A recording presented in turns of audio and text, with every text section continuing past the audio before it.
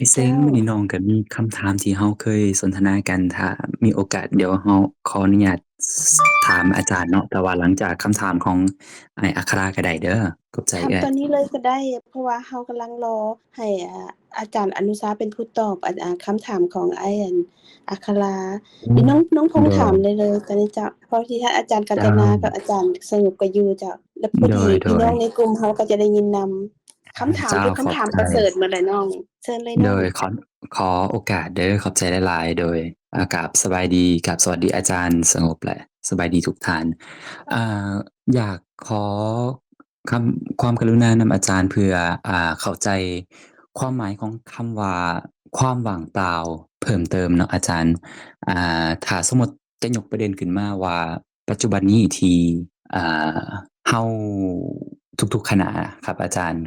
ก็เข้าใจดีเนาะว่าเป็นจิตเจตสิกคูปสภาพธรรมต่างๆแต่ว่าคำเหล่านี้ก็เป็นคำที่ว่าบัญญัติหรือว่าสรรพนามเพื่อให้สื่อถึงลักษณะแต่ก็ในหลายพระสูตรก็ได้มีการกล่าวไว้ว่าขันธ์ห้าเป็นของว่างเปล่าอะครับอาจารย์หรือว่ารูปเวทนาสัญญาต่างๆเป็นของว่างเปล่าอยากขยายความในที่นี้อะครับอาจารย์ว่าความว่างเปล่าในที่นี้หมายถึงว่าเป็นความว่างเปล่าไปจากตัวตน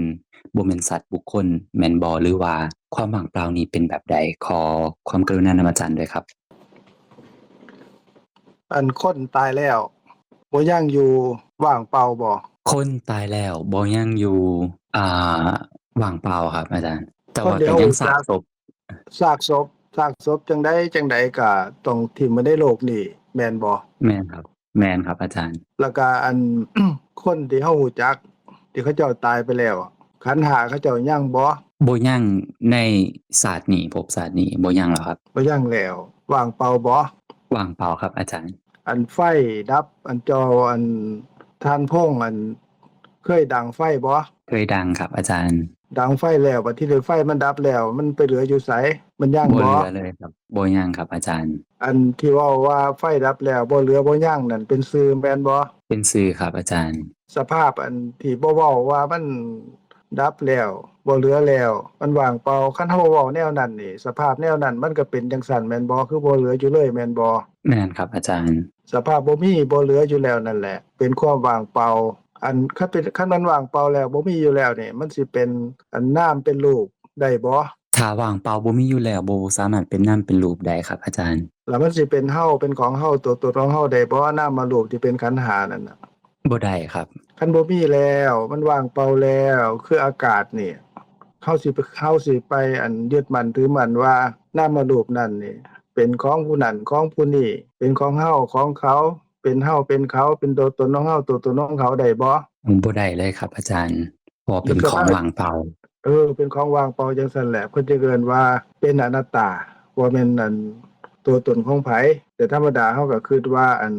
รูปขันธ์เวทนาขันธ์สัญญาขันธ์สังขารขันธ์วิญญาณขันธ์อันนี้ก็เป็นชื่อเด้ ครับบางทีมารวบกันเข้าก็เป็นรูปขันธ์กับนามขันธ์รูปก็ได้แก่รูปตัวเฮานี่แหละนามขันธ์ก็เป็นพวก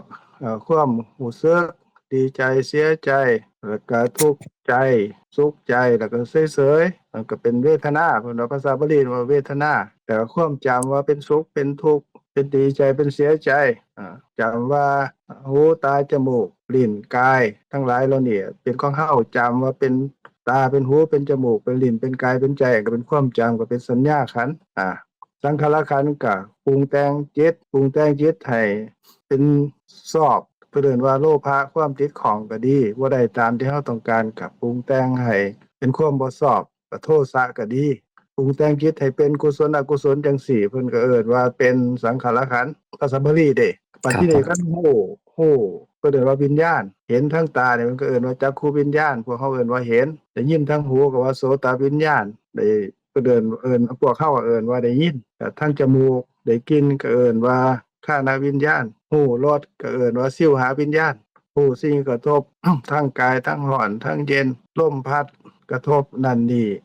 แข็งแน่อ่อนแน่เพิ่นก็เอิ้นว่ากายวิญญาณ หรือว่านึกคิด นึกคิดโอ้คิดเรื่องราวทางใจเพิ่นก็เอิ้นว่ามโนวิญญาณอันเพิ่นว่าวิญญาณขันธ์ครับบัดนี้ในคำว่าขันธ์นี่เพิ่นแปลว่ากอง คันอันแปลโดยอันเป็นอัน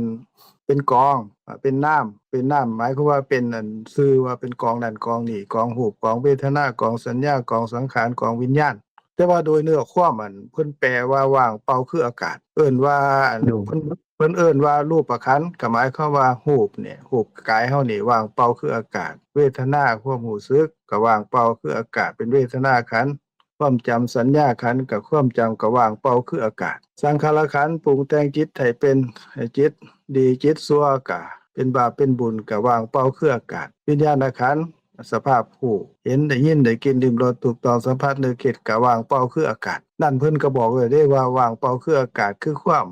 เป็นสุญญตานั่นแหละสุญญตาแปลว่าอันสภาพศู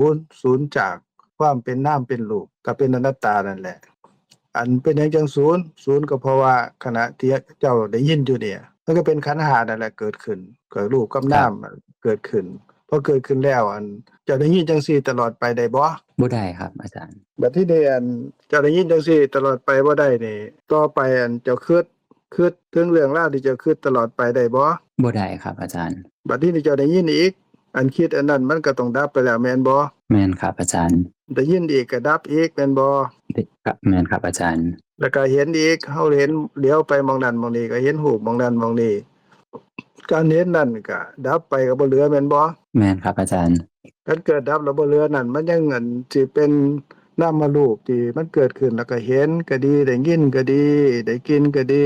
รู้รสก็ดีคือต้องสัมผัสก็ดีนึกคิดก็ดีมันสิยังคือเก่าบ่ล่ะ บ่ยังครับทุกๆขณะดับไปหมดแล้วครับ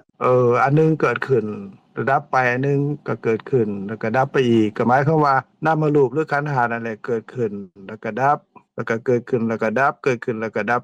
เบิดมื้อนี่มีตั้งแต่อันขันธ์ห้าแหละเกิดขึ้นขณะที่เห็นก็เกิดขึ้นแล้วก็ดับได้ยินเกิดขึ้นแล้วก็ดับได้กินเกิดขึ้นแล้วก็ดับหูรสทางลิ้นเกิดขึ้นแล้วก็ดับถูกต้องสัมผัสทางกายแล้วก็เกิดขึ้นแล้วก็ดับนึกคิดทางใจเกิดขึ้นแล้วก็ดับ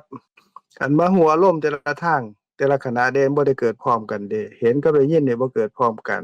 อันหนึ่งทางหนึ่งเกิดขึ้นดับไปแล้วทางใหม่จึงเกิดขึ้นหัวอารมณ์แล้วเกิดขึ้นแล้วก็ดับไปบ่มีการที่ว่าอันคันได้ยินจั่งซี้ได้ยินตลอดไปเลยว่าอันท่านพงษ์บอกว่าอ้าวได้ยินอันนี้คือดีแท้ๆเลยนี่อ้าวอันนี้จังซี่ตลอดไปอ้าวบ่ต้องคิดก็บ่ได้แม่นบ่บ่ได้ครับเพราะว่าเกิดเอขึ้นแล้วอต้องดับไปดับไปแต่เออแต่ความว่างเปล่าขออนุญาตอาจารย์ครับอะฮะความว่างเปล่านี่หมายถึงลักษณะที่เป็นอนัตตาบ่ครับเพราะว่าผมเข้าใจเนาะว่าทุกอย่างเป็นอนัตตาเกิดดับอยู่ทุกขณะแต่ว่าก็ยังมี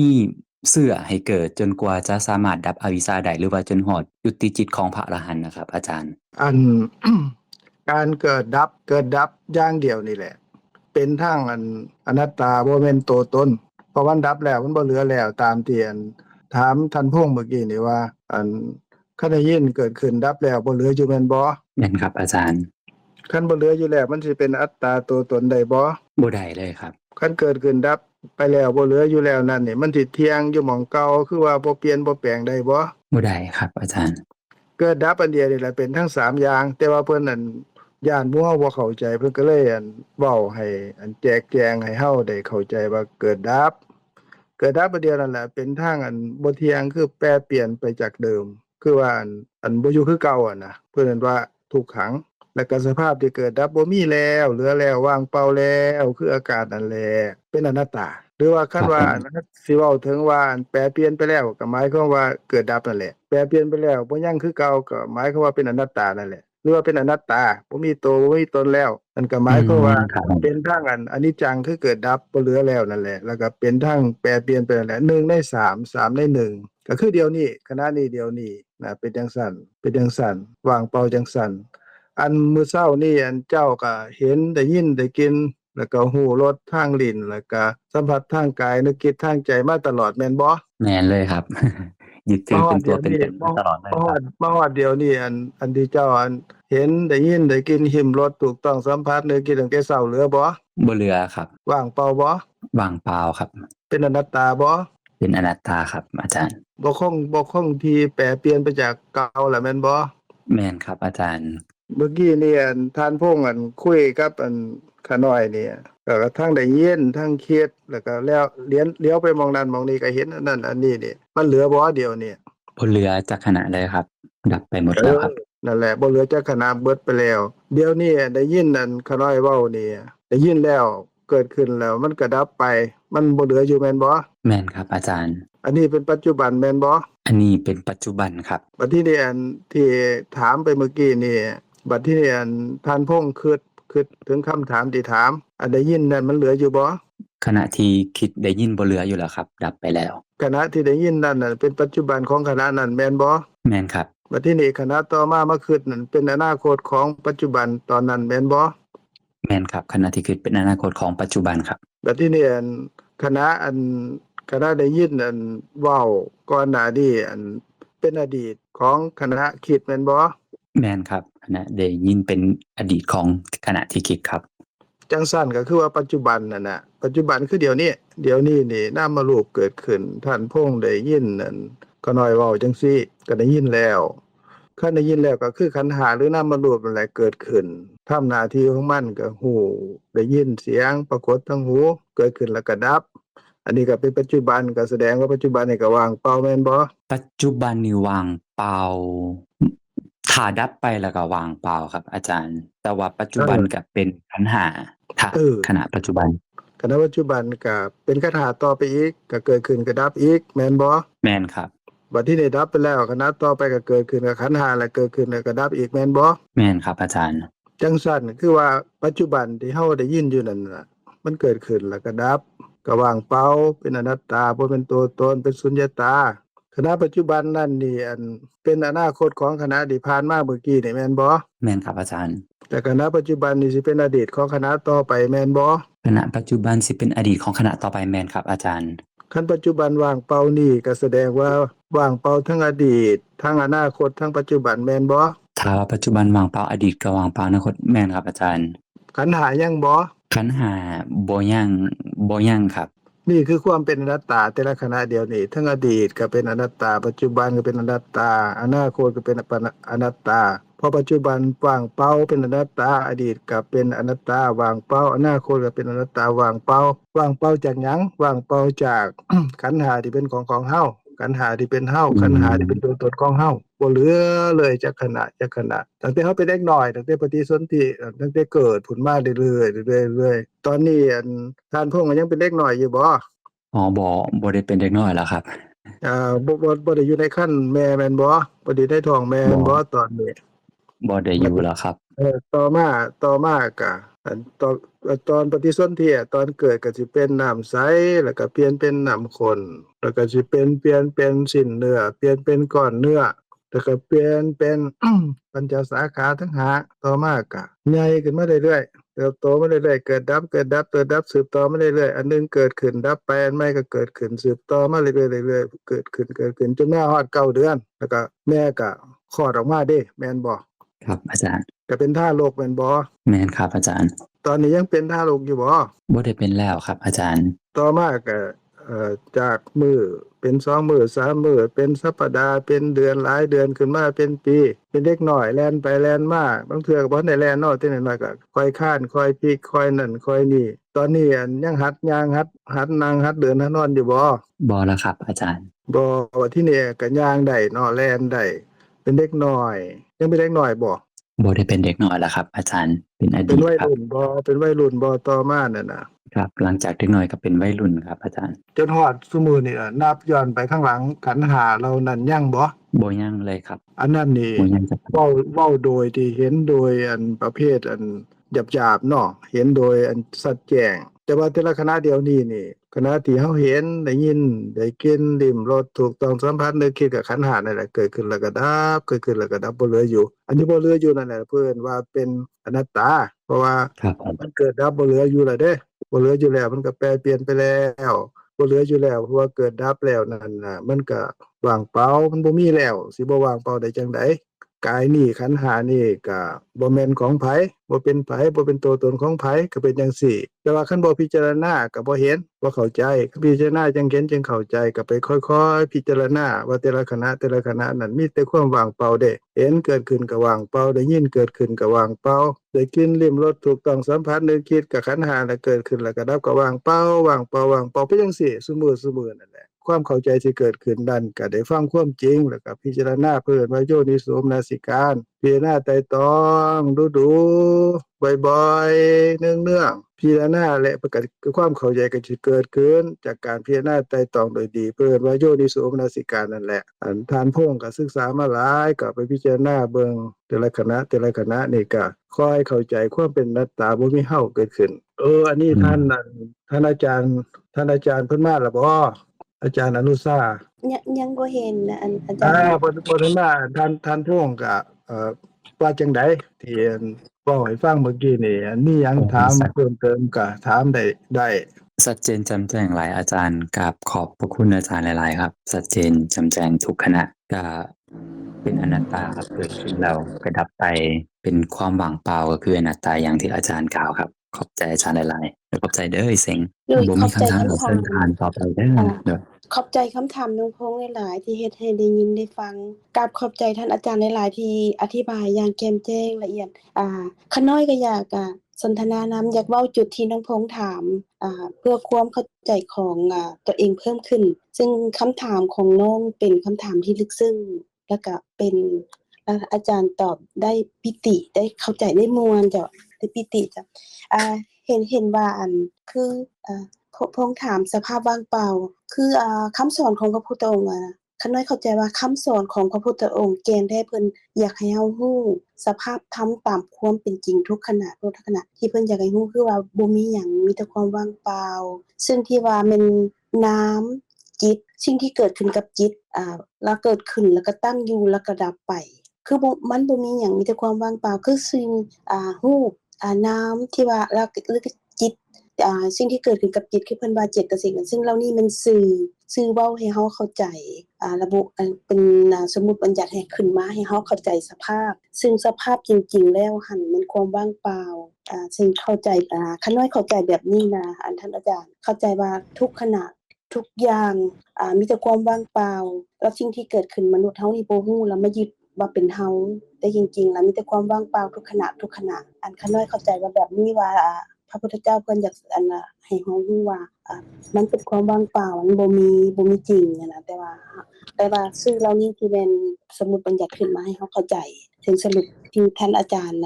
อธิบายมาเมื่อกี้นี้ถือว่าเป็นละเอียดแล้วก็คำถามน้องพงษ์ก็ถือว่าขอบใจหลายๆแล้วก็กราบขอบใจท่านอาจารย์หลายๆที่ให้ความละเอียดอาจารย์อนุชาเพิ่นเข้ามาแล้วเด้ต้องให้สบายดีอาจารย์อนุชาท่านอาจารย์อนุชาสบายดีเชิญท่านต่อเลยเด้อโดยเว้าข้อโทรไลน์กำลังลมกันต่อให้ฟังได้เพราะว่าบ่เป็นหยังเชิญท่านอนุชาเลยบ่อ่านหนังสือตอนเลยเพราะขับรถอยู่ใกล้สิฮอดเฮือนแล้วโดยอาจารอ๋อย์พอดีพวกเขากำลังถามอาจารย์ตอบคำถามมาบ่เป็นหยังให้เพิ่นฮอดบ้านก่อนอ่าให้เพิ่นฮอดบ้านก่อนก็ได้เจ้าท่านต้องเสงเดี๋ยวเฮามาคุยกันเพิ่นนี่ก่อนคันเพิ่นพร้อมเดี๋ยวเพิ่นก็สิเปิดไมค์เข้ามาเองเพื่อที่เข้าบ้านเพิ่นเดี๋ยวนะเขาล้มกันต่อตู่เออ ตกความว่างเปล่าบ่ เพิ่นบางเปล่าเฮาเฮ็ดจั่งใดเฮาจึงสิเข้าใจท่านต้องเสงช่วยอธิบายแหน่โดยข้าน้อยเข้าใจดังที่ข้าน้อยเว้าเมื่อกี้น่ะแบบนั้นมันถูกบ่ท่านนั้นท่านอาจารย์ถูกอยู่เฮ็ดจั่งใดเฮาจึงสิเข้าใจว่าเป็นอนัตตาบ่มีเฮาถูกอันนั้นเฮาสิเฮ็ดจั่งใดฟังคำสอนของพระพุทธเจ้าว่าเพิ่นคำนั้นเป็นหยังที่เพิ่นอยากให้เฮารู้เฮาก็มาพิจารณาไตร่ตรองให้รู้ว่าคำนั้นแม่นหยังก็คือว่าทุกขณะแหละทุกขณะก็มีรูปมีน้ำและมีจิตและมีสิ่งที่เกิดขึ้นกับจิตน้ำหั้นคือแม่นจิตกับสิ่งที่เกิดกับจิตอันเอิ้นว่าน้ำแล้วก็มีรูปเกิดขึ้นพร้อมกันแล้วก็ตั้งอยู่แล้วก็ดับไปในอันที่แหละคือว่าความว่างเปล่าคือบ่มีหยังแต่ความที่ว่ามนุษย์เฮาบ่ฮู้แล้วเฮาก็หลงเฮาก็ยึดว่าเป็นเฮาแล้วมันก็เลยติดข้องแล้วก็มีเฮาความจริงบ่มีเฮามีแต่ความว่างเปล่าทุกสิ่งทุกอย่างเป็นสื่อเป็นน้ แม่นจิตแม่นสิ่งที่ขึ้นกับสิ่งที่จิตกับสิ่งที่เกิดขึ้นกับจิตนี่เอิ้นนามแล้วก็มีรูป3อ่าอย่างแต่ว่าโดยมีโฮปแล้วก็มีจิตกับสิ่งที่เกิดขึ้นกับจิตก็คือเจตสิกเกิดขึ้นแต่ละขณะที่อันทานนั้นต้องเสียงเว้าแล้วก็ถูกแล้วบัดทีนี้อันเฮาว่ามันเกิดดับแต่ละขณะบ่มีเฮาอันนี้เป็นสื่อธรรมะบัดทีนี้เฮ็ดจังไดเฮาจึงสิเข้าใจสภาพของอันสื่อห่อหุ้มอยู่นั่นนะทั้งใดเพิ่นเป็นสภาพธรรมเพิ่นเอิ้นว่าสภาพความเป็นจริงเฮ็ดจังไดเพิ่นมีวิธีจังไดอยู่บ่ช่วยอันเว้าให้พวก อันพ่อแม่พี่น้องและพวกขาน้อยได้เข้าใจเพิ่มเติมแหน่ว่าเราต้องเฮ็ดจั่งใดเราได้ฟังแล้วความจริงแล้วเราต้องพิจารณาบ่หรือจั่งใดโดยจั่งสิเข้าใจอะนะอันข้าน้อยก็เข้าใจว่าฟังแล้วก็ต้องพิจารณาไตร่ตรองจึงจะเข้าใจได้เพราะว่าหนทางเดียวนี่แหละที่พระพุทธเจ้าเพิ่นบอกว่าต้องฟังแล้วก็ไตร่ตรองแล้วจะรู้ว่าสภาพจะได้เห็นว่าสภาพความว่างเปล่าน่ะบ่มีเฮาตรงนั้นน่ะมีแต่ได้ฟังคำนั้นเฮาต้องรู้ว่าคำนั้นเป็นที่ผู้ที่เอามากล่าวเป็นคำของพระพุทธเจ้าเป็นคำของพระพุทธองค์เป็นคำสัตย์จริงแล้วก็พิจารณาแล้วก็ไตร่ตรองแล้วจึงจะเข้าถึงสภาพนั้นได้ว่าถึงสภาพว่าความว่างเปล่าบ่มีเฮาอะนะความว่างเปล่านั้นได้ทุกอย่างเป็นสื่อหมดทุกอย่างเป็นสื่อเป็นนามสมมุติบัญญัติขึ้นหมดแต่สภาพธรรมแท้ๆให้มันความว่างเปล่าจะเข้ารู้ตัวนั้นได้แม่นมีแต่หนทางเดียวคือพิจารณาคำของพระพุทธองค์ทุกขณะทุกขณะนี้ก็มีการเกิดดับก็เป็นการเกิดดับก็เป็นสื่อแต่สภาพธรรมแท้ๆก็คือความว่างเปล่าจะรู้ตรงนี้ได้ก็ต้องมีหนทางเดียวคือไตร่ตรองพิจารณาแบบนี้ซึ่งก็ถ้าน้อยเข้าใจแบบนี้นะมีแต่ถ้าว่ามันจะถูกบ่ก็ให้พี่น้องในกลุ่มและก็ท่านอาจารย์แนะนำตื่นจ้ะพิจารณายามใดพิจารณาดูบ่พิจารณาทางใดจั่งใดเว้ามาถูกอ่าแล้วแต่ว่าอยากรู้ว่าพิจารณาตอนใดยามใดทางใดพิจารณาตอนนี้ขณะนี้เดี๋ยวนี้ เดี๋ยวนี้คืออิหยังเดี๋ยวนี้คือฟังคือได้ยินได้ยินนี่ก็มีขันธ์ห้าประกอบกันเข้าเกิดขึ้นแล้วก็เฮ็ดให้ได้ยินแล้วนี่ดับบ่ หมดดับได้ยินแล้วก็หมดไปคันเบิดไปแล้วเหลืออยู่บ่ มีแต่ความนี่แหละความว่างเปล่าจ้ะตัวนี้ที่แหละคบ่เหลืออยู่วามว่างเปล่านี่แหละที่บ่ที่เหลืออยู่นั่นบ่เหลืออยู่เจ้าที่บ่เพิ่นว่าเหลืออยู่แล้วเป็นความว่างเปล่านี่ว่างเปล่าเนี่ยเพิ่นว่าเป็นอนัตตาแม่นบ่เป็นเฮาได้บ่เป็นของเฮาได้บ่ตัวตนของเฮาได้บ่บ่ได้เจ้าบ่เหลืออยู่บ่เป็นของเฮาบ่แม่นเฮาแล้วมีเป็นความว่างเปล่าจ้ะอีหยังที่บ่เหลืออยู่กายเฮานี่แม่นบ่กายกับจิตนี่แม่แม่นบ่นที่บ่เหลืออยู่รูปนามแล้วก็จิตและสิ่งที่เกิดขึ้นกับจิตและคือเว้ารวมๆหยาบๆที่เพิ่นเว้ากับขันธ์ห้าที่เฮายึดอยู่นี่ก็ซึ่งจริงๆแล้วก็เป็นความว่างเปล่าซึ่งถ้าจะให้เข้าใจตรงนี้ก็คือพิจารณาอย่างที่อาจารย์บอกมาขณะนี้บอกเมื่อกี้นี้แล้วก็บอกตอนนี้บอกขณะที่เฮากำลังร่วมกันได้พิจารณาแบบนี้จึงเข้าใจว่าต้องเฮ็ดแบบนี้ต้องพิจารณาแบบนี้จึงเข้าถึงสภาพนั้นได้คันเราพิจารณาบ่ทันตอนนี้เฮาพิจารณาตอนใดตอนนี้คือการอาจารย์พิจารณาตอนนี้แหละสมมุติว่าตอนนี้เฮาพิจารณาบ่ทันบัดทีนี้เฮาสิพิจารณาตอนต่อไปได้บ่อ่าพิจารณาตอนต่อไปก็ได้แต่ว่าตอนต่อไปก็คือขณะนี้แหละท่านอาจารย์ก็คือตอนนี้แหละนั่นก็คือว่าแม่นอิหยังปรากฏขึ้นก็เป็นปัจจุบันนั่นแหละเกิดขึ้นแล้วก็ดับไปแล้วก็บ่เหลืออยู่ปัจจุบันนั่นแหละมันเป็นอันอดีตของคณะต่อไปปัจจุบันนั่นแหละเป็นอนาคตของคณะเมื่อกี้นี้บ่ต้องไปห่วงว่าสิทันบ่ทันเจ้าอัคืออดีตนคือโดยอาขออเชิญนุญาตคืออเชิญดีตอดีตอดีตปัจจุบันอนาคตก็คือเรื่องสมมุติก็คือเรื่องราวคือนามสมมุติจริงๆก็คือความว่างเปล่านั่นน่ะบ่มีอยู่จริงมีเป็นเรื่องสมมุติมีในนามสมมุติมีในการเดินเรื่องของที่เฮามายึดนี้อดีตมีปัจจุบันมีอนาคตมีแต่ว่ามีในนามสมมุติความจริงแล้วก็มีแต่ความว่างเปล่าบ่มีอยู่แท้มีแต่อยู่ในนามสมมุตินี้อดีตและปัจจุบันและอนาคตจ้ะแต่จริงๆแล้วมันความว่างเปล่านั่นแหละจ้ะความว่างเปล่านั่นสิมีนามรูปที่เป็นอันกายของเฮาบ่สิมีนามรูปที่เป็นกายที่เป็น ตัวตนของเฮาบ่ บ่มีแต่ว่านามรูปที่เป็นกายของเฮานี่ก็แม่นอยู่ในนามสมมุติแม่นอยู่ในเรื่องราวแต่สภาวะธรรมคือว่าสภาพคำว่าธรรมมานี่แปลว่าความเป็นจริงสภาวะธรรมแปลว่าสภาพที่เป็นจริง สภาพที่เป็นจริงนั่นคือความว่างเปล่าหรือว่าเป็นอนัตตาแม่นบ่ แม่น ก็คือคณะนี้เดี๋ยวนี้ทุกๆคณะนั่นแหละบ่มีเราบ่มีเขาบ่มีสัตว์บ่มีบุคคลดอกบ่มีกายที่เป็นของเราหรือว่าเป็นเราตัวตนของเราเลยแม่นบ่ โดยท่านอาจารย์ อันนี้เราต้องพิจารณาดูๆพิจารณาดูส่ำใดการพิจารณานั่นแหละสิเป็นเหตุให้เกิดความเข้าใจหรือเกิดปัญญาแปลว่ารู้รอบหมายความว่ารู้รอบทั้งการเห็นการได้ยินได้กลิ่นลิ้มรสถูกต้องสัมผัสนึกคิดทั้งหมดเนี่ยเบิดมื้อเป็นนี่อ้อมไปอ้อมมาอยู่นี่ก็เป็นอนัตตาทั้งหมดปัญญานี่เพิ่นว่ารู้ทั่วรู้รอบหรือเอิ้นอย่างหนึ่งว่าเป็นสัมมาทิฏฐิคือความเห็นถูกต้องตามความเป็นจริง อันนี้ล่ะความเห็นถูกต้องตามความเป็นจริงเรียกว่าสัมมาทิฏฐิเรียกว่ามรรคเป็นสัมมามรรคเป็นทางนำไปสู่การดัดความเห็นผิดว่ากายนี้เป็นตัวตนของเฮาปฏิเข้าใจแต่ละขณะนั้นว่ากายนี้เป็นธรรมะบ่เป็นตัวตนของเฮาก็ละความเห็นผิดยึดมั่นถือมั่นในกายนี้ได้ตามลำดับของความรู้ความเข้าใจที่เกิดขึ้นก็โดยประมาณนี้ล่ะเนาะอันนี้ล่ะทางนำไปสู่อันความเห็นความบริสุทธิ์หมดจดแห่ง ความเข้าใจถูกความเห็นถูกอันนี้เป็นมรรคนำไปสู่การบรรลุความเป็นพระโสดาบันได้ตามลำดับอันนี้ท่านอนุชาเพิ่นก็คือสิฮอดบ้านแล้วเนาะคันเพิ่นพร้อมแล้วก็เชิญท่านอาจารย์อนุชาได้ให้โพดผายให้ลูกหลานพี่น้องญาติมิตรได้เข้าใจพระธรรมตามสมควรที่ท่านเห็นสมควรแต่ว่าคือก็จังว่าสิมีคำถามจากท่านอัคราอยู่เด้เพิ่นสิถามท่านอนุชาก็คันพร้อมแล้วก็เชิญ โดยมีคำถามอ้ายอัคราถามไว้มื้อนั้นเนี่ยอ้ายอัคราถามคืนบ่เจ้าคำถามที่ชั่วโมงแล้วที่อ้ายอันได้ถามไว้เจ้า ครับกับท่านอาจารย์อนุชาครับ ไม่ทราบว่าท่านตอนนี้ท่านสะดวกหรือยังครับเพราะว่าท่านขับรถอยู่เมื่อกี้ครับเขาถามว่าการศึกษาพุทธประวัติเนี่ยครับประวัติของพระเจ้าเนี่ยครับจะมีประโยชน์ต่อผู้ที่ได้มีโอกาสได้ศึกษาอย่างไรบ้างครับโดย สบายดีเนาะหมดทุกคนก็ขอโทษหลายๆกำลังเดินทางมาฮอดเรา มาฮอดเมื่อกี้เนาะเมื่อกี้ก็ดีใจที่ได้ฟังสนทนามาพร้อมตอนที่ขับรถมาก็สนทนากันเรื่อง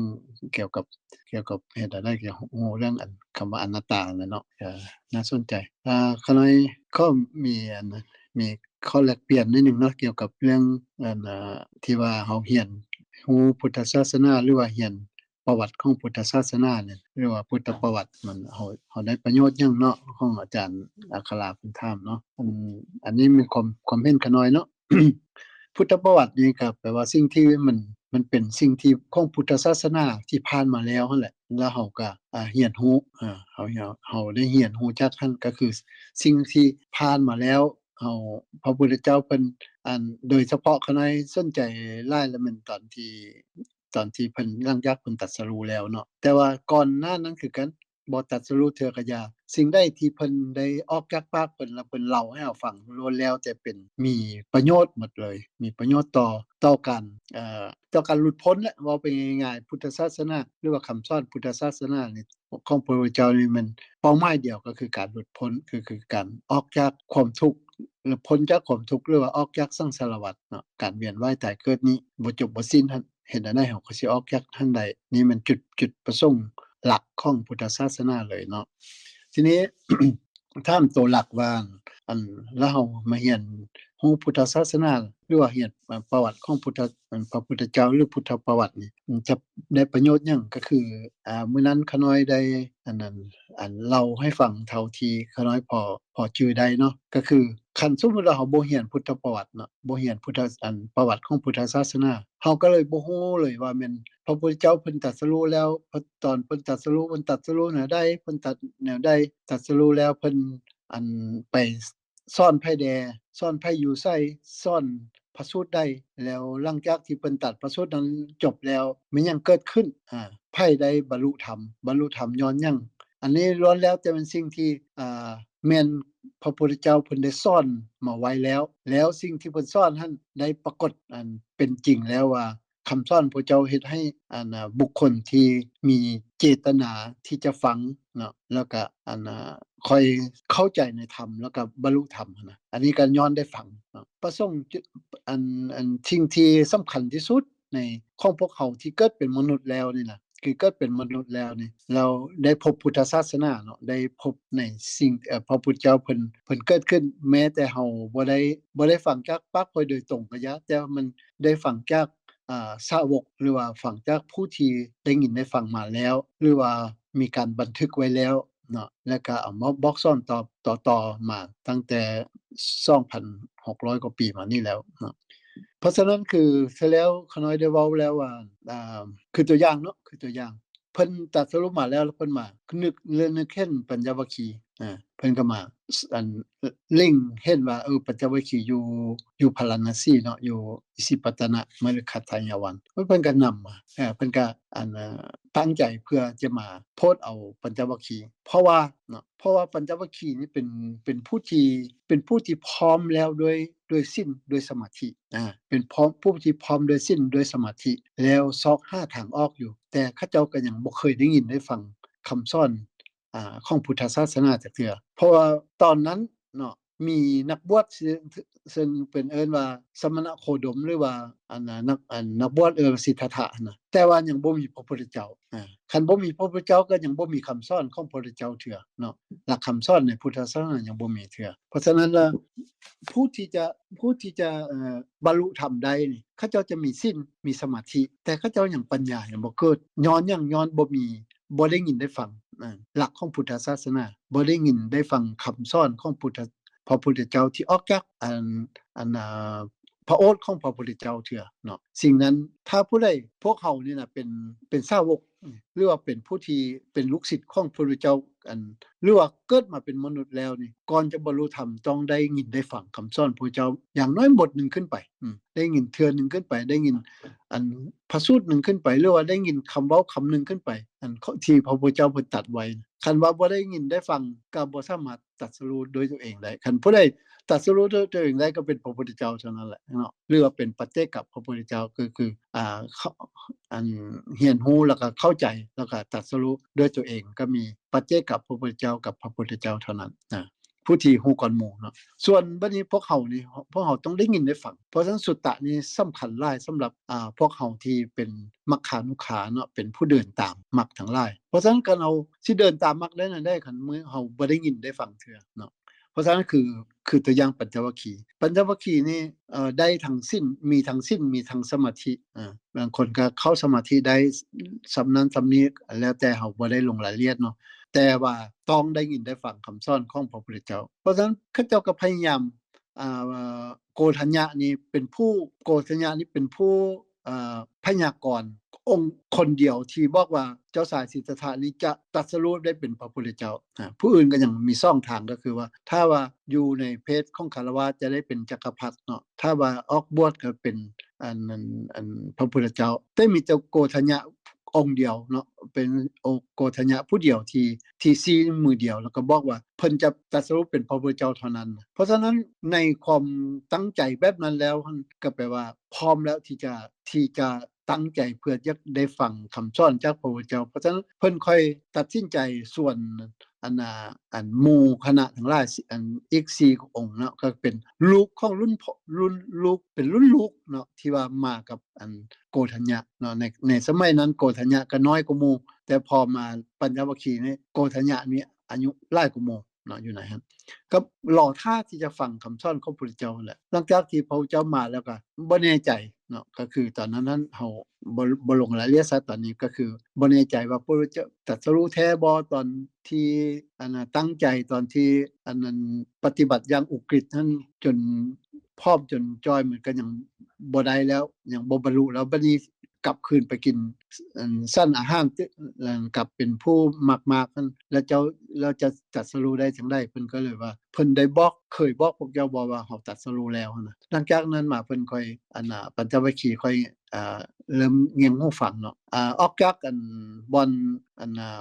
ที่เพิ่นพ้อกันเนาะแล้วเพิ่นก็ไปเทศธรรมจักรกับปวัตตนสูตรอยู่เมกาสถูปเพิ่นเนาะต่อไปอีกอันนึงบ่อนที่เพิ่นพ้อกันเป็นเ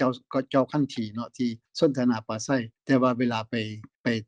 เติมเทศก็อยู่ทำเมกะสถูปแล้วเพิ่นก็ใช้คำว่าสุดตรงสองข้างน่ะบ่นักบวช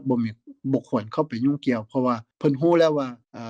ปัญจวัคคีย์นี้ยังลังเลสงสัยอยู่เนาะว่าพระพุทธเจ้าตรัสรู้บ่มีหยังแล้วเป็นหยังค่อยกลับคืนมากินข้าวซั่นข้าวคืนใหม่อันนั้นอันนี้น่ะอันนั้นแหละเพิ่นค่อยมายักแก้ไขปัญหาอยู่ในใจของปัญจวัคคีย์ก็คือมาแล้วก็อธิบายให้ฟังว่าเป็นหยังเนาะอันสุดตรงสองข้างทรมานตัวเองเกินไปเนาะอัตตกิลมัฏฐานิโยกับ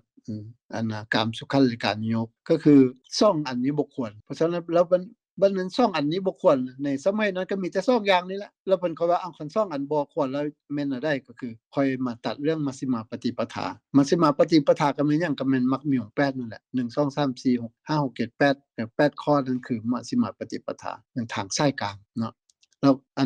เมื่อกี้ก็ได้คำเว้าคำถามของอาจารย์อัคราก็คือว่าอยากรู้ว่าเรียนพุทธศาสนาแล้วเฮาเรียนประวัติพุทธเจ้าแล้วเฮาจะมีประโยชน์หยังหั่นน่ะก็มีประโยชน์ว่าเรียนแล้วเฮาจะรู้ว่าเพิ่นสอนไผใส่พระสูตรใดใส่คำสอนใดแล้วได้คำสอนนั้นแล้วเกิดหยังขึ้นไผเป็นบรรลุธรรมเนาะก็คือต่อมาก็คือมันได้สอนให้ได้เทศให้ญาติฟังก็โดยเมื่อกี้เว้าถึงเรื่องทางสายกลางแล้วก็เพิ่นค่อยพอเปิดใจแล้วเพิ่นค่อยมักมีองค์8เนาะอันที่2ก็มาเว้าถึงที่แล้วได้เว้าแล้วรายละเอียดสิบ่ได้ลงเนาะก็คือสอนให้ญาติกุลบุตรก็มันใช้อนุพุพพิกถาพอเปิดใจเปิดเรียบร้อยก็อริยสัจ4เนี่ยสอนให้ฆราวาสเพิ่นก็ใช้สิแล้วก็ต่อมาก็เป็นพ่อเพิ่นต่อมาก็เป็นอดีตภรรยาอดีตแม่เพิ่นเนาะก็ใช้พระสูตรเดียวกันกับหลายๆคนเพราะฉะนั้นอยากสรุปให้ฟังก็คือว่าเฮาเรียนพุทธศาสเรียนประวัติพุทธศาสนาหรือเรียนพุทธประวัตินี้ก็เฮ็ดให้เฮารู้ได้ว่าพระพุทธเจ้าเพิ่นตรัสรู้เพิ่นบำเพ็ญตนมาเฮ็ดแนวใดแล้วบำเพ็ญตนมาแล้วอันใดผิดพลาดอันใดบ่ผิดพลาดแล้วเพิ่นมาตรัสรู้ด้วยอันเฮ็ดแนวใดแล้วก็นำมาสอนแต่ละคนแล้วเฮ็ดให้แต่ละคนได้ยินได้ฟังคำสอนแล้วบรรลุธรรมแนวใดอันนี้เป็นสิ่งที่เฮาจะได้ศึกษาจากพุทธประวัติเนาะเพราะว่าพุทธประวัตินี้ตั้งแต่มื้อเพิ่นตรัสรู้จนมื้อปรินิพพานเพิ่นสอนแทบจะบ่มีมื้อพักเนาะก็คือสอนคนมาตลอดสอนเพิ่นนั้นแดสอนเพิ่นนี้แดบางพระสูตรนี่ก็ซ้ำนี้ซ้ำนึงบางพระสูตรก็ซ้ำนึงบางพระสูตรก็ตอบสั้นๆอีกแบบนึงแล้วก็คนนั้นอาจจะบรรลุธรรมได้เช่นสอนให้กับแต่ละคนก็บ่ได้คือกันเนาะบ่ได้คือกันแต่พอสอนมาระยะหนึงก็เริ่มซ้ำละเริ่มมีพระสูตรซ้ำๆกันสอนเพราะว่ามันคนที่ได้ยินได้ฟังนี่บางเทื่อ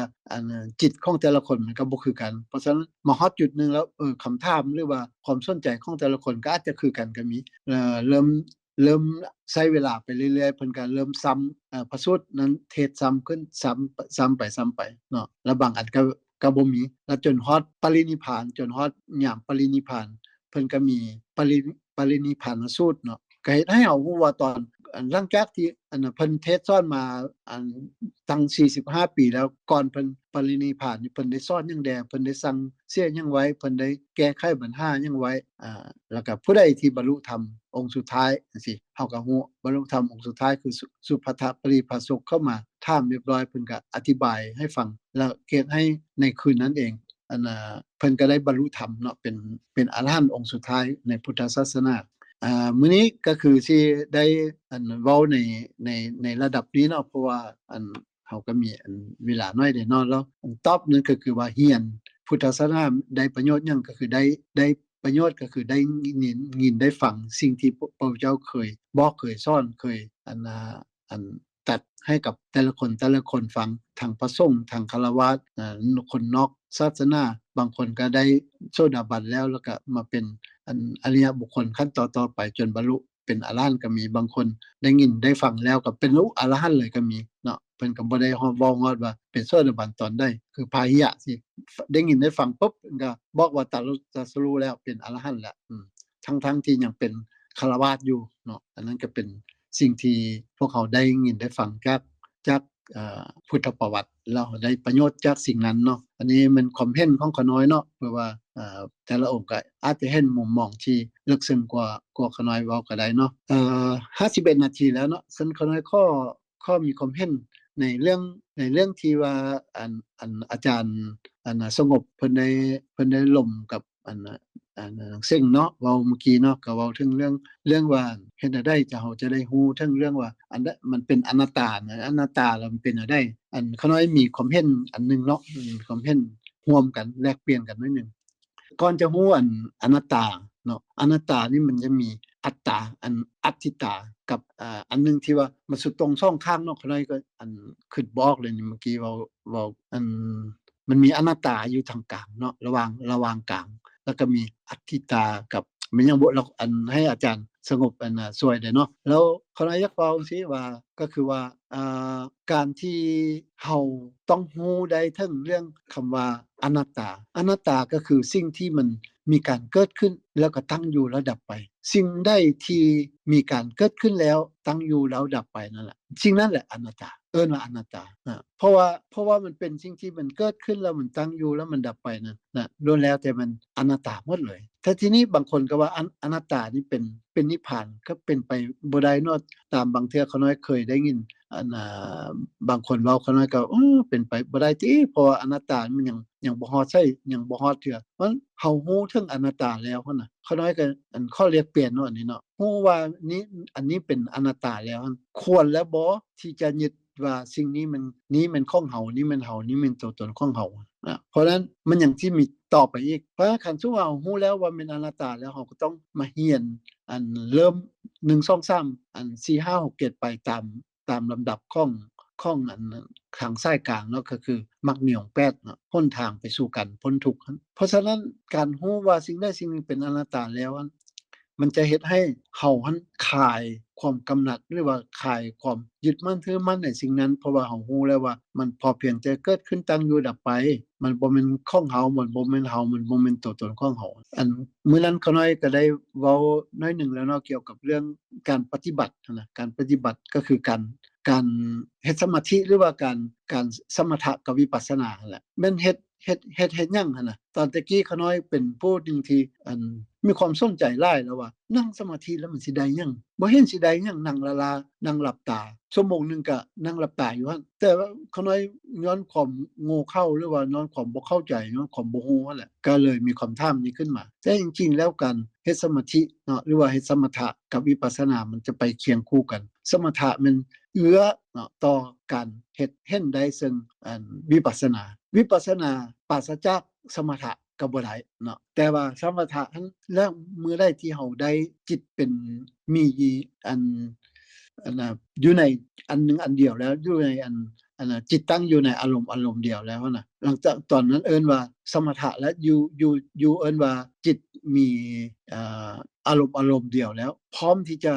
ลิงก์ไปเบิ่งในสิ่งที่ธรรมชาติตามความเป็นจริงของมันเอิ้นว่าวิปัสสนาเนาะมันคือสมมุติว่าเขาน้อยนั่งเบิ่งสมมุติเฮานั่งแล้วก็พยายามเอาจิตมาตั้งอยู่อารมณ์เดียวสิตั้งอยู่ไสพระพุทธเจ้าก็สอนหลายที่สุดก็คือลมหายใจเข้าลมหายใจออกอันอื่นก็อย่ามันพอจิตเฮาฮู้แต่ละอย่างพอฮู้ลมหายใจเข้ามีลมหายใจมันก็มีทางเข้าทางออกของมันปกติอยู่แล้วถ้าไปเฮายังมีชีวิตอยู่เนาะบัดนี้เฮาก็พอเพียงแต่ไปสังเกตเบิ่งลมเฮาว่ามันกำลังเข้าและมันกำลังออกเข้าหายใจเข้าก็ฮู้ว่าหายใจเข้าหายใจออกก็ฮู้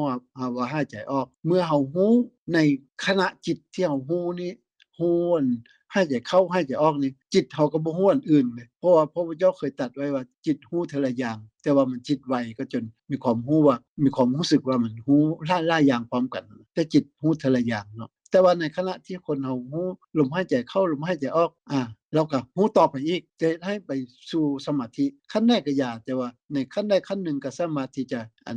เฮ็ดให้ก้าวไปสู่การเห็นวิปัสสนาได้เห็นสภาพธรรมชาติตามความเป็นจริงเพราะฉะนั้นคันผู้ใดไปอยู่บนนั้นแล้วก็เวลานั่งเขาก็สิฮู้ว่าเมื่อเฮาฮู้ลมหายใจเข้าลมหายใจออกไปว่าลมหายใจมันกายอันหนึ่งในการทั้งหลายเพราะฉะนั้นจิตรับรู้สิ่งใดสิ่งนั้นเกิดในตอนนี้เนาะคือฮู้ลมหายใจปุ๊บฮู้เกิดพอฮู้เกิดมันฮู้ทีละอย่างบัดนี้คันฮู้เกิดแล้วมันยังดับไปนี่เวทนาดับสัญญาดับสังขารดับนะแล้วพอสักพักนึงเฮาเพราะว่ามีความรู้สึกว่าดีใจหรือว่าเสียใจตอนนั้นก็จิตไปรับรู้เวทนาแล้วพ ราะว่าเวทนามันสุขหรือทุกข์หรือเฉยๆนะพอไปฮู้เวทนาปุ๊บนี่ตอนนี้มันยังดับรูปดับสัญญาดับสังขารดับบ่นึงไปฮู้เรื่องเมื่อวานนี้ละเมื่อวานนี้ส้นอาทิตย์แล้วสนทนากันม่วนๆเว้าเรื่องนั้นเรื่องนี้เฮาก็พอฮู้ได้เนาะแล้วบางคนก็ว่าเมื่อวานนี้เคยไปลิ้นนั่นเคยไปลิ้นนี่เคยกินอันนั้นกินอันนี้ได้กินนั้นแซ่บหรือว่าบ่แซ่บเขาเจ้าก็จื้อได้พอไปฮู้เรื่องพวกอันเรื่องเมื่อวานนี้ปุ๊บมันยังดับมันยังดับรูปดับเวทนาก็ดับสังขารก็ดับมันยังเกิดสัญญาเกิดเฮานั่งสมาธิแล้วมันจะเห็นจังซี่แหละว่าจิตเฮาจะลอยไปลอยมาไปฮู้หยังฮู้สี่ธาตุนี่สี่ธาตุเอิ้นว่าวิญญาณทิฏฐิเนาะรูปเวทนาสัญญาสังขารฮู้โดยวิญญาณอันนี้ก็นั่งเบิ่งหมดมื้อหมดเว้นก็ให้เห็นเท่านี้แหละเห็นว่ามันยังเกิดมันยังดับมันยังเกิดมันยังดับมันเห็นกันเห็นยังเกิดเห็นยังดับแล้วเห็นไปเฮ็ดหยังบ่นี่นั่นแหละก็คือว่าจะเห็นว่าสิ่งนั้นเป็นอนัตตาเพราะว่ามันมีการเกิดและมีการดับมีการเกิดมีการดับเวทนารูปมีการเกิดการดับเวทนาก็มีเกิดมีดับสัญญาก็มีเกิดมีดับสังขารก็มีเกิดมีดับสิ่งใดมีการเกิดมีดับนั้นสิ่งนั้นเป็นอนัตตาตั้งแต่กี้มาเฮาเคยเชื่อเฮาเคยยึดไว้ว่าเอตังมะมะเอโซหะมาสมิเอโซเมอัตตานั่นแม่นของเฮานั่นแม่นเฮานั่นแม่นตัวตนของเฮานี่มันถ้าใดที่เฮายังบ่เคยฮู้เรื่องนี้เทื่อนี้เฮาบ่การเห็นการเกิดการดับมันยังก็เห็นอันหนึ่งในอริยสัจ4แหละเห็นอริยสัจ4นั่นแหละการเกิดดับนะแล้วบัดนั้นค่อยมีหยังค่อยว่าเห็นการเกิดดับเฮาก็ฮู้ว่าเป็นอนัตตาแล้วค่อยว่าสิ่งนี้นี่มันเขาบ่ควรยึดมั่นถือมั่นเพราะว่ามันนั้นบ่แม่นของเฮานั้นบ่แม่นเฮานั้นบ่แม่นตัวตนของเฮาเราสิค่อยจางขายเฮาสิค่อยลดในการยึดมั่นถือมั่นลงหั่นน่ะจางคายไปเรื่อยๆจนฮอดบ่อนว่าเฮ็ดได้จะโวสังขะก็คือการวางแล้วบ่จับมาบ่จับบ่บ่ายอีกนั่นแหละคือที่สุดแห่งทุกข์ก็คือวางได้หมดแล้วเฮาเริ่มจากวางยังวางในสิ่งที่มันหยาบๆอยู่นอกกายเฮาก่อนปฏิสิ่งของเข้าของเงินคำอันพวกนั้นทั้งหลายที่ยังนอกเฮาก็วางพวกนี้ได้ฝึกพวกนี้ก่อนฝึกจากการทานฝึกจากการให้อภัยฝึกจากหลายๆเรื่องจนสุดท้ายก็มาฝึกที่ขั้น5นี่แหละวางความยึดมั่นถือมั่นในขั้น5ทีนี้ก่อนจะจบขน้อยฮอดเวลาเนาะก่อนจะจบขน้อยว่า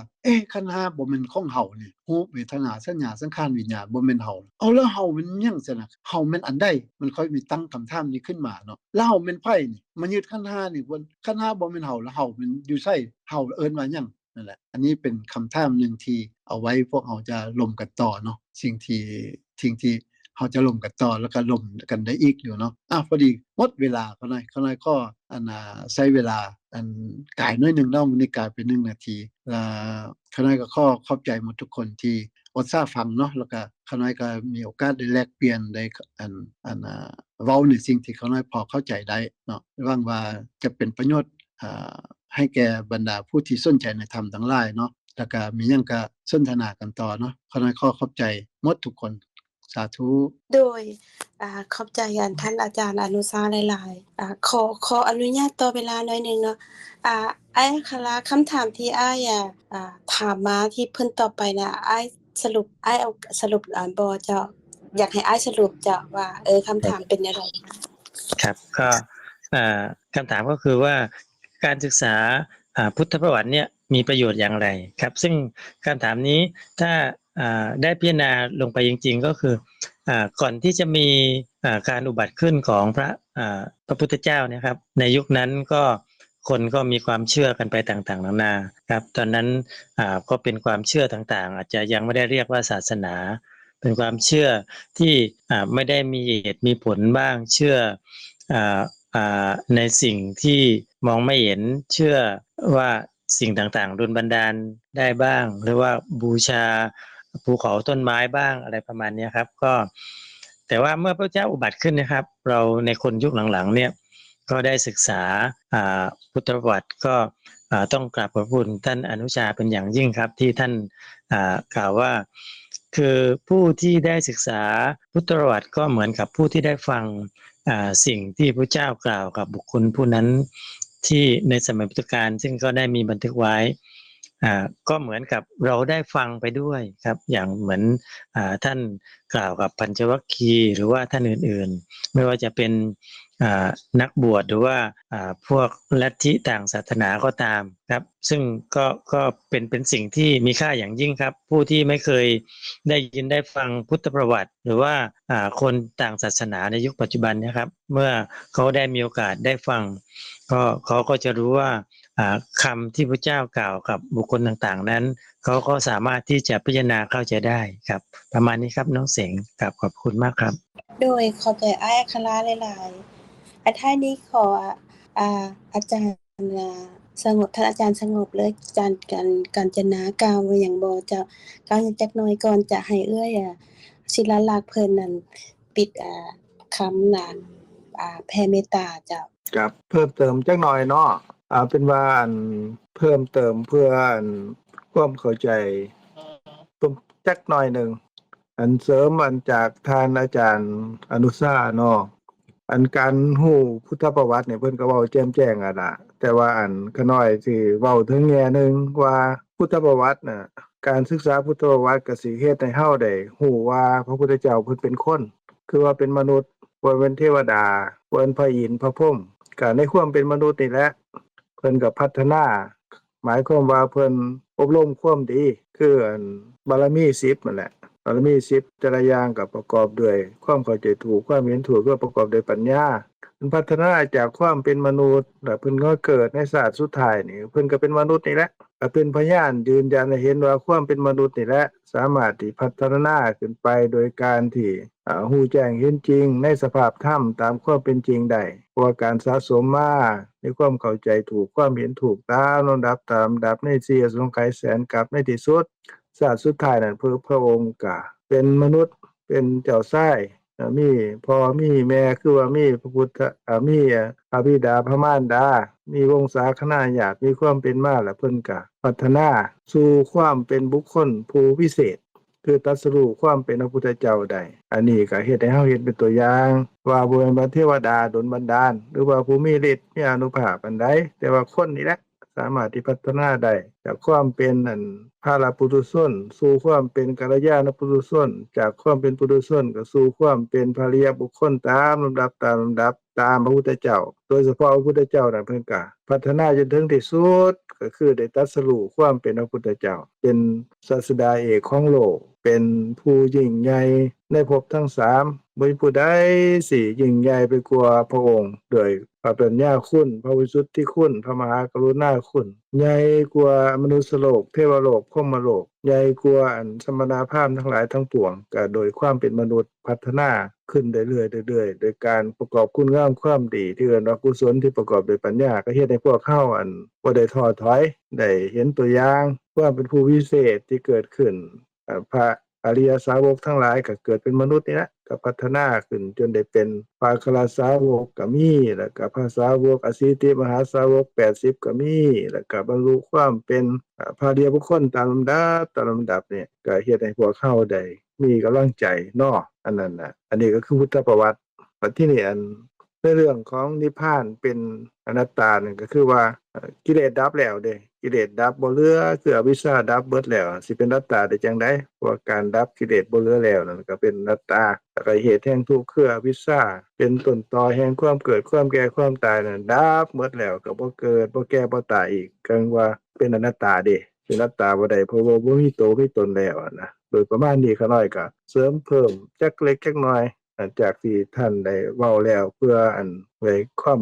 สมบูรณ์เพิ่มขึ้นนะครับธรรมดาเพิ่นก็สมบูรณ์อยู่แล้วล่ะแต่ว่าก็อีกในแง่หนึ่งเนาะเว้าสู่กันฟังก็ประมาณนี้ล่ะท่านท่องเสียงโดยขอบใจท่านอาจารย์หลายๆแล้วก็ขอบใจท่านอาจารย์ทั้ง3มื้อนี้ขอบใจญาติพี่น้องทุกท่านในกลุ่มเจ้าก็สิ่งที่ประเสริฐมื้อนี้ก็คือก็เห็นว่ามีหนทางเดียวที่จะเข้าใจคำสอนของพระพุทธเจ้าก็คือปัญญาความเข้าใจถูกแต่จะไปหาปัญญาที่ความเข้าใจถูกนั้นก็คือฟังแล้วก็ไต่ตองเนาะท่าน